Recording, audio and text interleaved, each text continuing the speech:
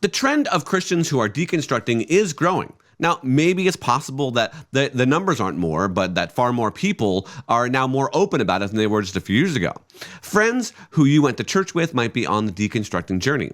Now, I want to speak to those of you that have a friend who is deconstructing in this video and give you 4 things that you can do when you learn that this friend is on this journey.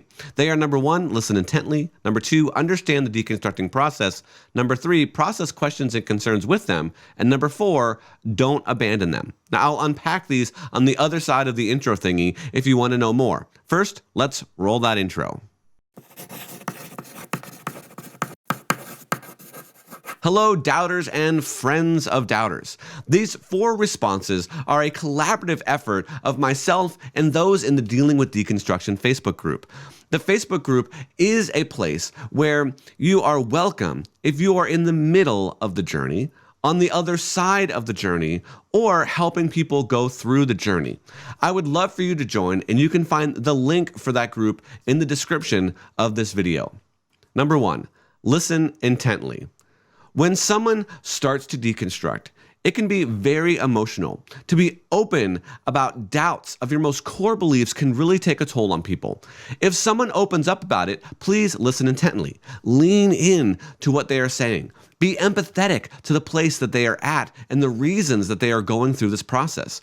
One thing that came up repeatedly in the group was not to insert your own personal agenda into their process. Now, I would suggest that truth should be the guiding agenda with lots of grace and lots of quality listening.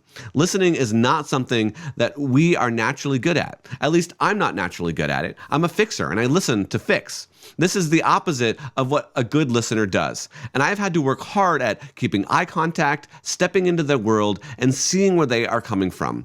When you do this and truly understand their heart, I bet trust with them will deepen, which will mean a ton to them while they're going through this process. Number 2, understand the deconstructing process. I had a great conversation with my friend Joel Froiches, who has done some really awesome work on the setting conditions, stressors, triggers, and deconversion process. I highly recommend watching that video and reading the article that it was based on. This is so helpful for you to understand because it will help highlight where they might be and help you ask better questions. By doing just a little bit of research, it can show how much you care. Number 3, process questions and concerns with them. One of the most helpful things for me was having my friend Andy to talk to throughout my journey. There were several others that listened and processed with me. This made all the difference. Bringing questions and debating the finer points of reality can be hard for many people. If this is you, buckle up and do it for your friend. But seriously, Toby in our group echoed this point. He said how instrumental it was for him to have someone to process stuff with. Listen first, help the process when the time and trust is and with the relationship is right. Now, Bobby Conway has also been a great ear and sounding board for me as I process the deep questions of life. Lastly, on this point, don't be a sledgehammer apologist. I think you know what I mean here. Now, we can be overzealous with our approach, and it can build an unnecessary wall. Number 4, don't abandon them. I would challenge you to join them in investigating the challenges and difficulties.